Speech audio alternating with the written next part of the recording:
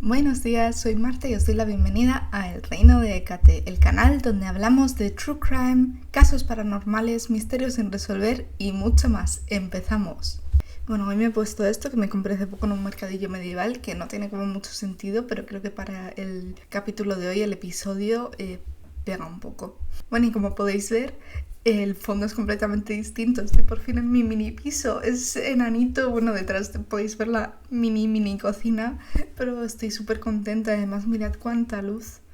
Estoy encantada. Todavía tengo que terminar de montarlo. No tengo nada de decoración, como veis, pero... ¡ay, qué bien! Hoy vamos a hablar de algo un poco distinto a lo que hemos estado hablando hasta ahora.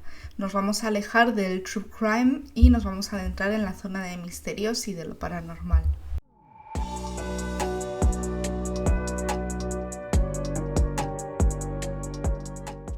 Mucho antes de que el cine crease esta imagen tan romántica que tenemos de los vampiros hoy en día, estos seres tan pálidos que no pueden ver la luz del sol y te chupan la sangre, el folclore de estas criaturas era muy distinta. Y gran parte de su folclore se basaba en enfermedades que llevaban a la tumba a familias enteras. Hoy en día tenemos una explicación científica para las enfermedades que padecemos, un virus, una bacteria, una mutación genética, y entendemos mucho mejor cómo evitar propagarlas y contagiarnos. Sin embargo, esto es algo relativamente nuevo. Nuestros antepasados no tenían todos estos conocimientos y buscaban explicaciones dentro de sus conocimientos, dentro de su saber, para lo que les estaba ocurriendo. Y esto llevaba a crear muchas supersticiones relacionadas con las enfermedades y con la muerte, que tenían más que ver con el mundo mágico y religioso. Vamos a hablar sobre las epidemias de tuberculosis que hubo sobre todo entre los siglos XVII, XVIII y XIX, y cómo en muchos sitios, pero especialmente en Nueva Inglaterra, sucedió lo que se llamó el pánico vampírico o Vampire Panic. El pánico vampírico tuvo lugar sobre todo en Nueva Inglaterra, en Rhode Island, a finales del siglo XIX, cuando ya se conocía realmente la causa de la enfermedad, pero las creencias y supersticiones eran más fuertes que la realidad científica.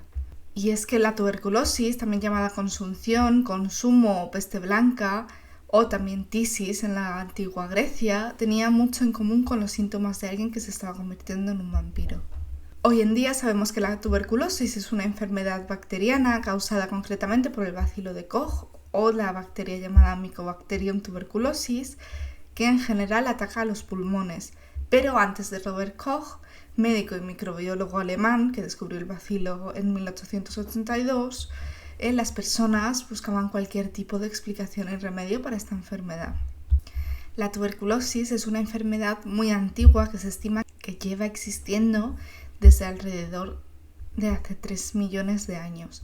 Los primeros restos de tuberculosis encontrados son pertenecientes a tumbas del antiguo Egipto. El problema con la tuberculosis es que, aunque ha habido grandes pandemias en las que ha muerto una gran parte de la población, la tuberculosis realmente nunca ha terminado de irse. Es decir, no es como la peste negra, por ejemplo, en la que hubo una gran epidemia y luego realmente se extinguió, aunque de vez en cuando surgen casos aislados, sino que la tuberculosis sigue siendo un problema hoy en día. Es decir, que ahora sí tenemos una cura, pero sigue estando presente. Tenemos una vacuna también.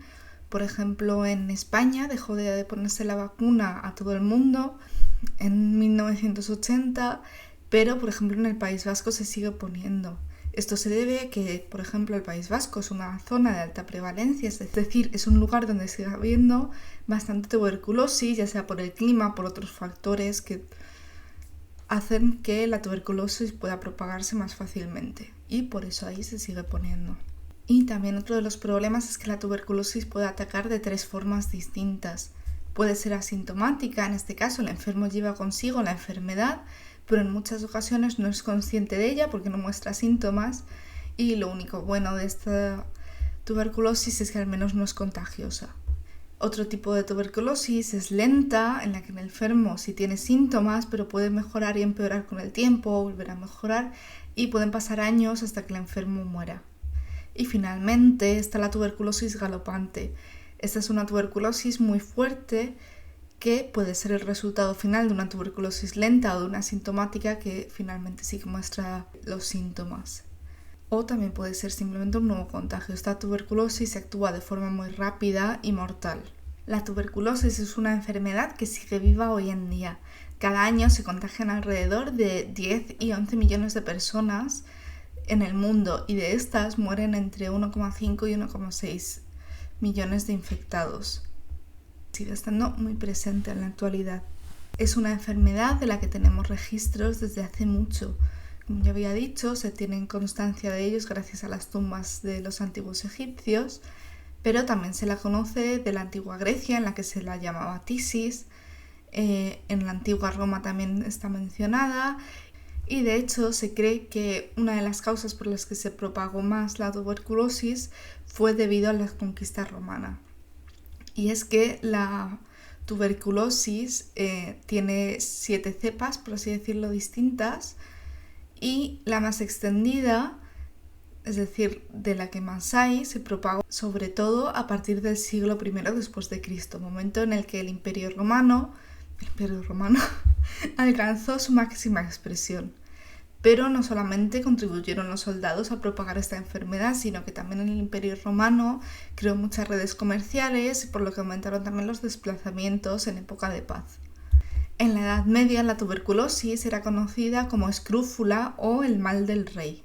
Y es que durante la Edad Media también hubo varias epidemias de tuberculosis que en este caso afectaban sobre todo a los ganglios de la garganta. Es decir, normalmente la tuberculosis que conocemos suele afectar más a los pulmones, pero no tiene nada visible, mientras que en este caso, en el caso de la Edad Media, sí que inflamaba los ganglios. Los más afectados de esta escrúfula o esta rama de la tuberculosis fueron sobre todo niños y jóvenes. Y se le llama a este tipo de tuberculosis el mal del rey porque pensaban que podía sanarse si una persona de la realeza les tocaba. Sobre todo en Inglaterra y Francia se volvió costumbre que los infectados con tuberculosis hiciesen colas enormes con la esperanza de que el rey o la reina les agraciara con su tacto para sanarlos. El problema es que, claro, seguramente las aglomeraciones que creaban contribuyeron a que la tuberculosis se propagase aún más. Esta práctica se fue ritualizando cada vez más y solía llevarse a cabo en ocasiones especiales como Pascua y Pentecostés después de las grandes misas. Pero a la Iglesia no le hizo mucha gracia el gran poder que estaban ganando los reyes. Por suerte, este no duró mucho, puesto que la práctica de que los reyes tocasen a los enfermos de tuberculosis empezó a desaparecer con la llegada del protestantismo. En el siglo XVIII hubo una gran epidemia de tuberculosis que se dio a conocer como la peste blanca, relacionándola directamente con la peste negra. Se llamó así porque quienes padecen tuberculosis adquieren una palidez extrema. En el siglo XIX se conocía la tuberculosis como consumo, porque es una enfermedad que consume al enfermo lentamente. Los enfermos estaban muy pálidos, tenían fiebres muy altas, tosían sangre y como se encontraban tan mal apenas comían, así que solían estar extremadamente delgados, es decir, se consumían en vida. Se estima que alrededor de la 1/4 de la población de Europa murió en el siglo XIX de tuberculosis. Por entonces pensaban además que era una enfermedad hereditaria y no infecciosa. Todavía no entendían del todo cómo funcionaban las enfermedades. La idea de que fuese hereditaria era porque morían familias enteras. Primero empezaba un miembro de la familia y al final morían todos, pero casi lo veían como una maldición familiar más que una enfermedad real. En el siglo XIX en Nueva Inglaterra sucedió un fenómeno llamado el Vampire Panic. Mientras que en el resto de Estados Unidos y el mundo en general empezaban a buscar causas más científicas para la tuberculosis y también remedios, en Nueva Inglaterra se creía que si una familia se infectaba de tuberculosis, esto se debía a que alguien de la familia era un vampiro, generalmente el primero en morir, y que desde la tumba estaba chupando la energía vital del resto de la familia. Para la gente de la época parecía que algo o algún tipo de fuerza estaba absorbiendo toda la fuerza del enfermo. Y claro, si unimos las causas de la tuberculosis, los síntomas, a que el enfermo estaba pálido y tenía sangre en la boca porque tosía o vomitaba y no podía dormir mucho ni de noche ni de día y estaba tosiendo y no salía de casa, la gente llegó a la conclusión lógica, entre comillas, de que tenía que tratarse de vampiros. Y claro, una cosa que preocupaba mucho a la población es que una vez enfermaba una persona de la familia, solían enfermar los demás miembros de la familia también. Y como todavía no entendían del todo cómo funcionaba el contagio, también tenían que buscar una lógica para cómo funcionaba eso, y en muchos casos pensaban que era hereditario, pero como si fuese una maldición hereditaria que estaba anclada en la familia y para la que había que buscar alguna forma de deshacerse de ella. El problema es que la tuberculosis se daba sobre todo en la clase baja, y esto se debe a que en la clase baja las familias solían dormir juntas, todas en una misma habitación, e incluso muchos compartían cama. Así que era prácticamente imposible aislar bien al enfermo y evitar que la enfermedad se propagase. Aparte de que no entendían todavía ese concepto, pero es que encima, aunque lo hubiesen entendido, les habría resultado muy difícil. Entonces, claro, es mucho más difícil evitar el contagio si se está directamente en contacto con el enfermo que si se le puede aislar bien. Pero como ahí estaban todos hacinados, estaban todos juntos, pues esto hacía que la enfermedad pasase de un enfermo al siguiente pariente y que familias enteras muriesen por tuberculosis. Y la gente de entonces solo se lo podía explicar como algo diabólico. Y al igual que se habían creado rituales relacionados con la muerte y otros aspectos de la vida, también se crearon rituales y mitos relacionados con las enfermedades, especialmente con aquellas que aparecían sin causa aparente para ellos y que solían llevar a un final trágico. Todavía no entendíamos cómo funcionaba la transmisión de las enfermedades y la gente buscaba una explicación lógica o lógica para el pensamiento de entonces. Necesitaban explicaciones a lo que no entendían y algo con lo que aplacar el miedo, pero si no sabes qué es un virus, una bacteria, etc., y cómo se propagan, acabas recurriendo a mitos religiosos, a tradiciones, a folclore y a técnicas curativas extravagantes. Ante el miedo a morir se toman al fin y al cabo medidas extraordinarias muchas veces, incluso aquellas que no se tomarían de normal, pero si has oído que una familia le funcionó, la pruebas. Así que el vampirismo fue la explicación sobrenatural que encontraron para un fenómeno natural que no podían entender. También se utilizaron otros tratamientos menos místicos, por así decirlo. Se recetaban muchas veces agua con azúcar y sí que de alguna forma sí que entendían que la tuberculosis tenía que ver con los pulmones y que afectaba a la respiración y demás. Sí que recomendaban, por ejemplo, montar a caballo porque sí que veían que el aire limpio venía muy bien a los enfermos, pero claro, no querían que el enfermo se cansase, así que la solución era montar a caballo, pero claro, de nuevo, era algo que solo los ricos se podían permitir, no todo el mundo tenía un caballo. Aquí surgió también la idea de el aire malo y el aire bueno, refiriéndose al aire malo como el aire de las ciudades, el aire cargado, y el aire bueno como el aire puro y limpio de las montañas. Sí que habían visto que un aire bueno y demás puede ayudar al enfermo, y con esta idea de recibir sol, aire puro y limpio, etc., llevaron más adelante a crear sanatorios para los tuberculosos, que eran centros especializados, sobre todo para pacientes de clase alta, que de nuevo eran los que podían permitirse el lujo de viajar y no trabajar. Pero ¿de dónde salió en sí la idea de los vampiros? Pues las leyendas sobre los vampiros tienen origen eslavo y fueron llevadas por los inmigrantes eslavos y germanos a América en el siglo XVII. Muchos inmigrantes de origen germano colonizaron Pensilvania y podrían haber sido ellos quienes hicieron arraigar estas leyendas en Nueva Inglaterra. En el folclore y la literatura romana se habla de un ser que viene del otro mundo y que estando vivo provoca el mal. En algunos relatos puede chupar la sangre, atrae las malas cosechas, genera enfermedades y epidemias. Está ligado a comunidades rurales y boscosas, que pueden ser las que más creen en las mitologías debido a que suelen ser las más alejadas de los avances de la ciencia. Se trataba en este caso de el llamado strigoi. Para acabar con el strigoi hay que exhumarlo y esto me hizo mucha gracia y cuando lo leí hay que pincharle el corazón con una aguja para que explote. Entonces claro, yo me lo imagino haciendo ¡puf!, como un globo. También se puede quemar su corazón en una olla nueva. En este caso el concepto de chupar la sangre estaba muy ligada a la asociación de quitar la energía del otro para disponer de más energía él mismo.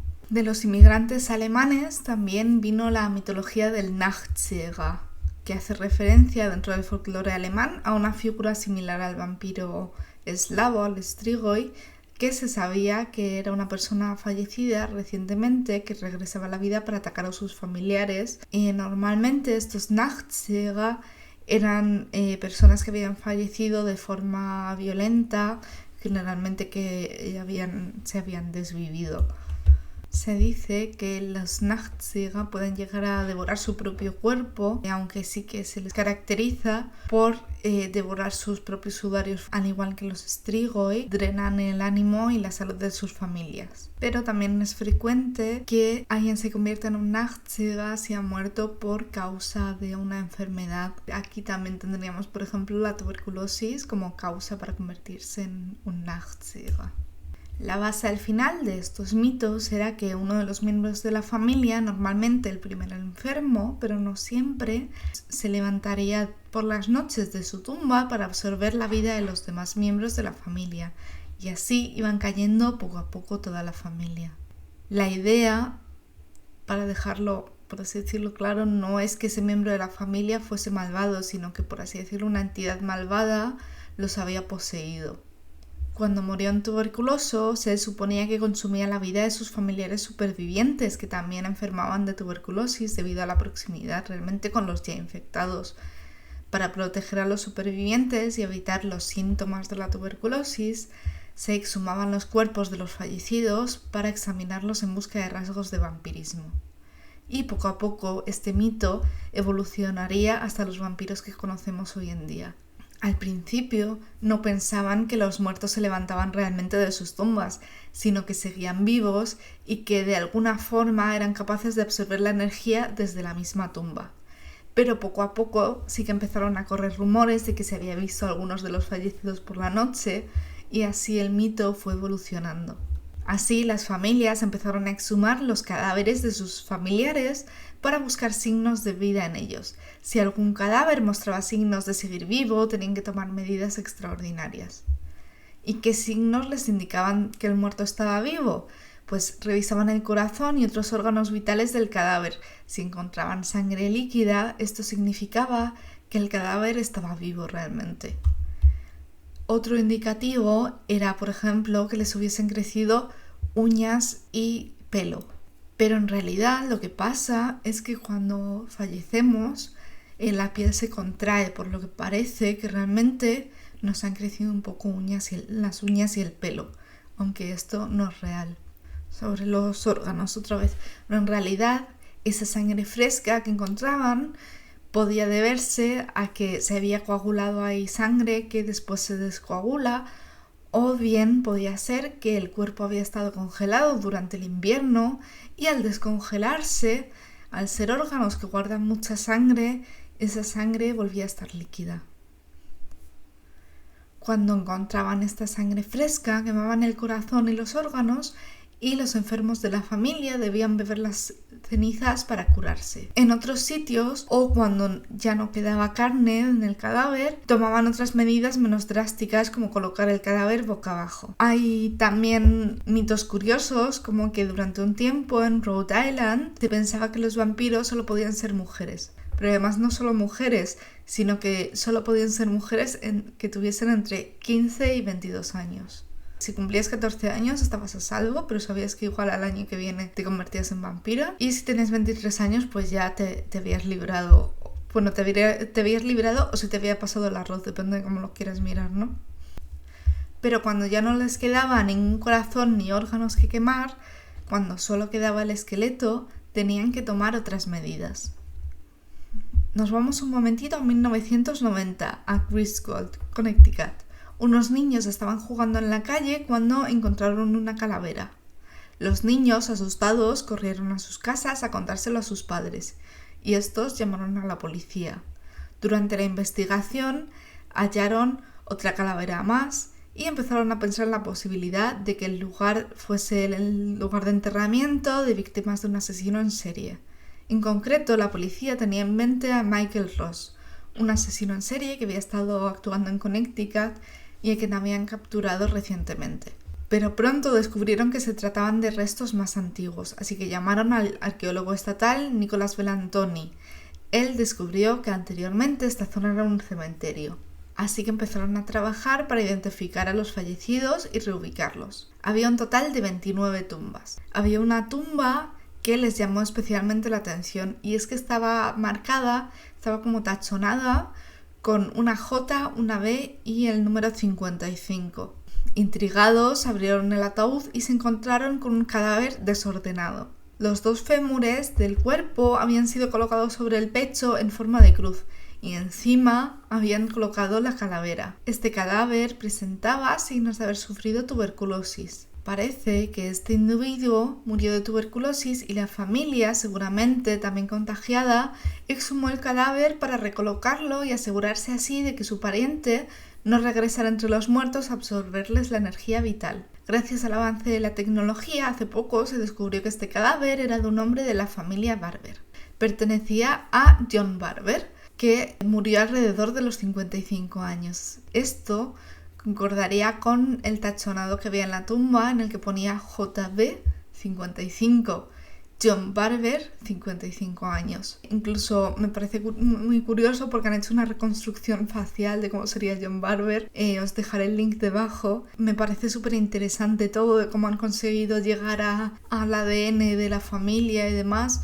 Me parece muy gracioso porque la verdad es que ves su cara y pega casi con la imagen que tenemos nosotros hoy en día de un vampiro. Sabemos ahora que John Barber fue exhumado cuando otros parientes, como su propio hijo Nicholas, empezaron a mostrar síntomas de tuberculosis. Otra de las tumbas del cementerio pertenecía a Nicholas, su hijo, que por desgracia no se recuperó y murió con tan solo 13 años. Existen muy pocas tumbas de este estilo. Hasta ahora se han encontrado alrededor de 80 tumbas en Nueva Inglaterra en las que el cadáver ha sido exhumado por creer que era un vampiro y que se ha recolocado o se ha alterado de alguna forma. Pero en los escasos ejemplos que se han encontrado de esta práctica, todos los cuerpos presentan lesiones provocadas por la tuberculosis.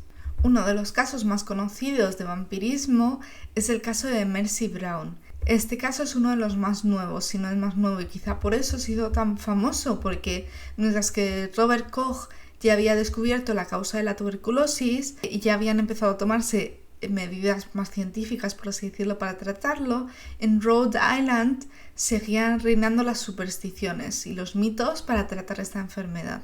Estamos hablando ahora de 1892. Edison ya estaba inventando tranquilamente, ya existía la luz eléctrica y la gente en Nueva Inglaterra seguía creyendo en vampiros. En Exeter, Rhode Island, vivía la familia Brown. Esta familia estaba compuesta por George y Mary Brown, los padres, y sus hijos Mary Olive, Edwin, Mercy y otros 3 hijos cuyos nombres se desconocen. En 1880, la madre, Mary, fue la primera en ponerse enferma de tuberculosis y la primera en morir. 7 meses más tarde murió también la hermana mayor, Mary Olive. Y unos años más tarde, en 1891, Edwin y Mercy también se contagiaron. Mientras que la tuberculosis de Edwin avanzaba lentamente, Mercy tuvo la tuberculosis galopante que acabó con su vida en muy poco tiempo. George, el padre de familia, desesperado, pidió ayuda a los vecinos, puesto que no quería perder ni a más hijos, pero sobre todo no quería perder a Edwin, que era su único hijo varón y además era el primogénito. Los vecinos le sugirieron que desenterrase a los familiares muertos para ver cuál de ellos era la causa de su maldición. Además, el problema también era que algunos vecinos aseguraban haber visto a Mercy, que ya había muerto, de noche, caminando entre las tumbas del cementerio o en el bosque. Finalmente, y con el miedo de perder a su único hijo varón, George Brown accedió y, con ayuda de los vecinos, se encaminó al cementerio de Chestnut Hill para desenterrar a sus familiares en marzo de 1892. Primero exhumaron a la madre y a la hermana mayor, enterradas en 1884 y 1891 respectivamente. Ambas presentaban síntomas claros de descomposición, así que no habían sido ellas. Pasaron entonces a exhumar los restos de Mercy. Cuando abrieron su ataúd, descubrieron que no mostraba ningún síntoma de descomposición. Su piel seguía intacta, incluso las mejillas tenían un color rosado. Además, las uñas y el pelo parecían haber crecido. Un médico indicó que estos síntomas se debían a que el cadáver de Mercy se habría congelado durante el invierno y que la piel simplemente se había contraído y por eso el pelo y las uñas parecían haber crecido, pero nadie le escuchó. La conclusión era clara. Mercy era una vampira que desde la tumba estaba drenando la vida de su hermano Edwin. Mercy había muerto en enero de ese mismo año y su cuerpo no había sido enterrado, sino que habían colocado su ataúd dentro de la cripta para protegerlo, pero no habían podido enterrarlo porque el suelo estaba congelado, así que seguramente el propio cuerpo de Mercy se había congelado por el frío y por eso se había conservado intacto. Los vecinos decidieron que la solución era arrancar el corazón y otros órganos vitales de Mercy, donde además encontraron todavía sangre líquida. Quemaron estos órganos e hicieron beber las cenizas a Edwin Brown para que se curase. Sin embargo, este tratamiento no ayudó a Edwin, que murió 2 meses después de haber bebido las cenizas de su hermana. La noticia de la exhumación de Mercy Brown llegó a oídos de un reportero que no dudó en publicar la noticia en el periódico. Esta noticia causó un gran revuelo en las zonas urbanas, donde ya no se creían vampiros y estas supersticiones parecían arcaicas y barbáricas. Esta historia también llegó a oídos de un aspirante al novelista que estaba visitando Estados Unidos con el teatro en el que trabajaba como director de escena. Se interesó enseguida por la historia de Mercy y pensó que le ayudaría con su novela. Este joven era Bram Stoker, que no sé si os sonará. Es poco conocido, no sé si os suena el libro de Drácula. Pues parece que se inspiró sobre todo en el folclore y la figura de Vlad Tepes, el empalador, pero se dice que también tomó inspiración en la historia de Mercy.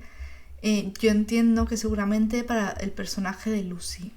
También se cree que Edgar Allan Poe podría haber tenido la tuberculosis asintomática, puesto que mucha gente a su alrededor murió de tuberculosis.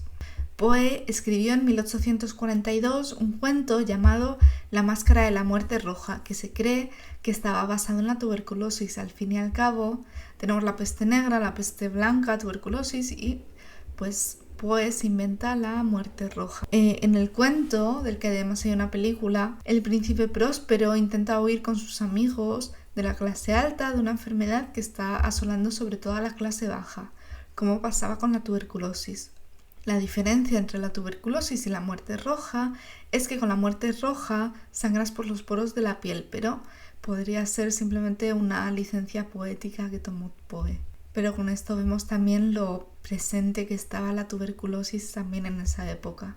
Bueno, y hasta aquí el capítulo de hoy. Este es un tema del que yo podría estar horas y horas hablando e investigando más. No sé si era otro capítulo directamente con todo lo de la época victoriana en sí, o sea, con la estética y demás y del romanticismo, porque también me gusta mucho, por eso ahora no quería hablar mucho de ello. En general podría haber estado hablando de este tema mucho. Me planteé hacer 2 capítulos, pero como no sabía si os iba a gustar, me daba un poco de cosa. Espero que os haya gustado, que os haya parecido entretenido, interesante, que es algo un poco distinto, pero a mí me gusta mucho la historia, me gusta mucho estas cosas, de dónde salen los mitos, me encanta. Así que bueno, espero que os haya gustado tanto como a mí hacerlo. Y que os haya entretenido y nos vemos en la próxima. Chao.